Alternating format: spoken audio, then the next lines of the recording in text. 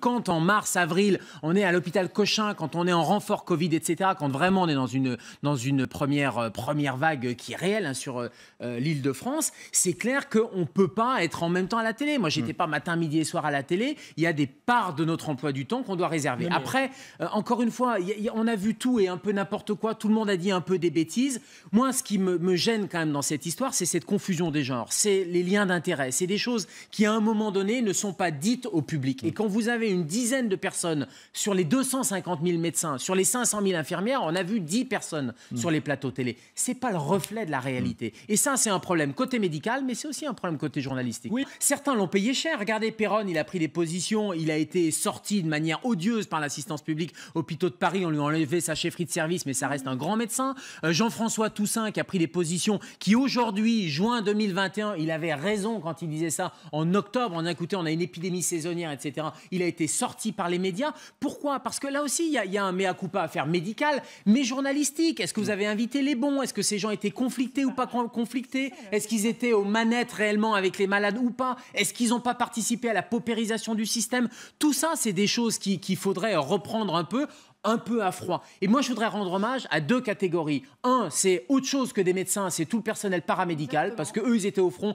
ils ont été pris pour des pions, on les a pris à un endroit, on les a mis dans un autre, on les a déplacés d'une région à une autre. Et la deuxième catégorie, c'est les médecins généralistes qui ont soigné et on ne les a absolument pas entendus. Vous avez vu des généralistes sur les plateaux? Il y en a 100 000 en France, ils soignaient les gens, ils leur donnaient des saturomètres, ils les hospitalisaient, ils les géraient à domicile. Et ces gens-là, c'est eux qui ont pris le plus de volume en termes de prise en charge. Oui, on ne les a pas entendus. Pardon de dire que cette crise sanitaire, un jour, il faudra prendre le temps de faire des émissions là-dessus. Ça a été aussi une prise de pouvoir de la PHP.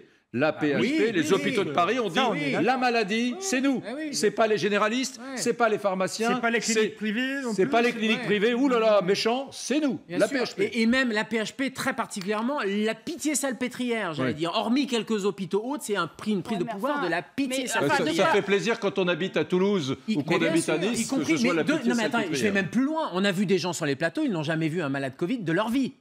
Ils n'ont jamais vu un malade Covid de leur vie. Pourquoi? Parce que c'est pas leur spécialité, tout simplement. Ah, ça, j'ai quelques noms, mais je veux pas être taquin. Effectivement, vous avez des grands médecins, voire même un célèbre néphrologue qui s'est exprimé. Moi, je le dis.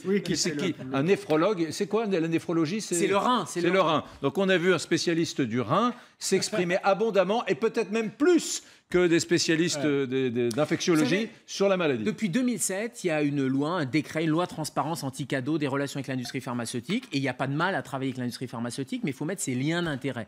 Notamment quand on parle de médicaments. Bien ça n'a pas été respecté non plus. Donc il y a plein de choses comme ça, il faudrait faire ce retour d'expérience.